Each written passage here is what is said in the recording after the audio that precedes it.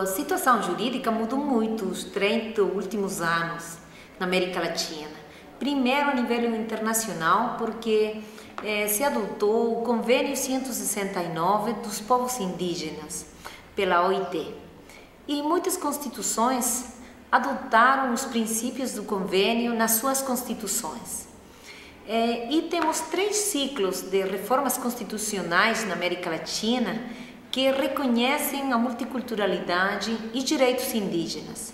O primeiro ciclo é durante os 70s, que as constituições, depois da Constituição da Canadá de 1972, que reconhece a herança multicultural dos canadienses. Depois dessa Constituição, a Constituição de Guatemala, em 1985, de Nicarágua, em 1987, reconhecem a diversidade cultural.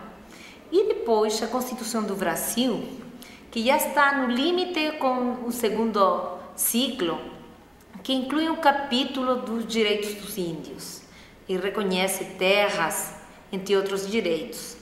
Mas não reconhece, por exemplo, o direito ao seu próprio sistema jurídico, não? Ou livre determinação. No segundo ciclo de reformas na América Latina, se dá depois da ratificação do Convênio 169 da OIT. Então, por exemplo, Colômbia em 1991, Peru em 1993, Equador em 1994, Bolívia em 1994, Equador 98 e Venezuela 99, parte de outros países como México, Argentina, Paraguai, reconhecem nas suas constituições um conjunto de direitos indígenas, tendo em conta o Convênio 169.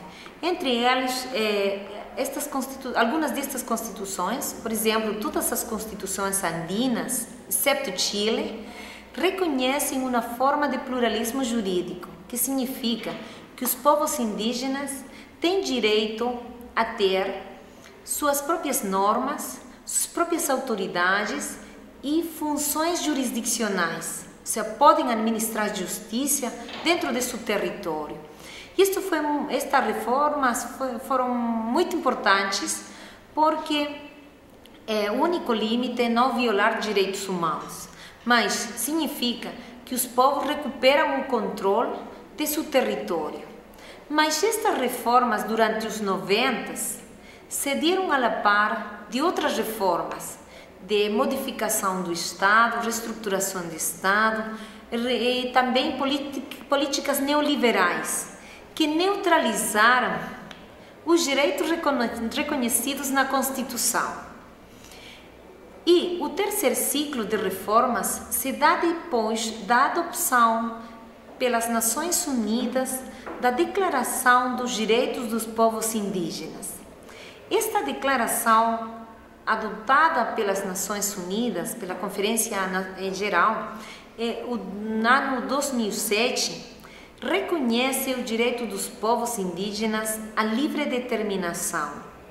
Esses povos, então, têm direito a controlar seu território, proteger a sua integridade, definir a sua forma de vida, suas línguas, modo de cultura, modo de desenvolvimento econômico, etc. E tem 2 constituições que neste século têm mudado e reconhecido direitos indígenas. A Constituição de Bolívia, que começou em 2006 e terminou sendo aprovada por um referendo no ano 2009, e a Constituição do Equador, adotada em 2008. Estas constituições reconhecem os direitos dos povos indígenas, mas também aqui vamos a falar de uma mudança muito importante a nível político, que os povos indígenas participaram como sujeitos constituintes. Por exemplo, em Bolívia, aproximadamente a metade dos constituintes se reconhece a si mesmo como indígena e 1/3 aproximadamente são mulheres. Isso é muito importante porque nenhuma constituição antes destas teve tanta participação indígena ou tanta participação de mulheres. Isso explica porque os direitos das mulheres têm sido reconhecidos nestas constituições mais que em outras constituições, e também os direitos dos povos indígenas. Por exemplo, os conceitos dos povos indígenas, por exemplo, o conceito de bom viver, suma camanha, não? Está incluído, reconhecido na Constituição. Igualmente, o princípio de pluralismo jurídico, princípio de paridade na representação política, princípio, por exemplo, de interculturalidade, de diálogo intercultural.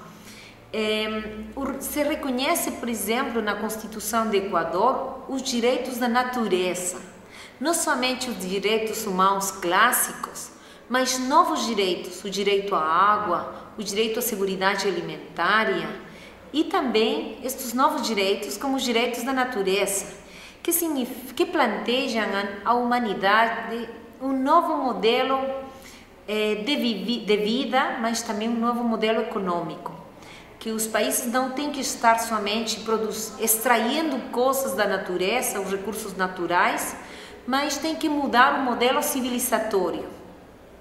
Então, tem esses novos planteamentos em estas constituições que não somente beneficiam os povos indígenas, mas a toda a humanidade.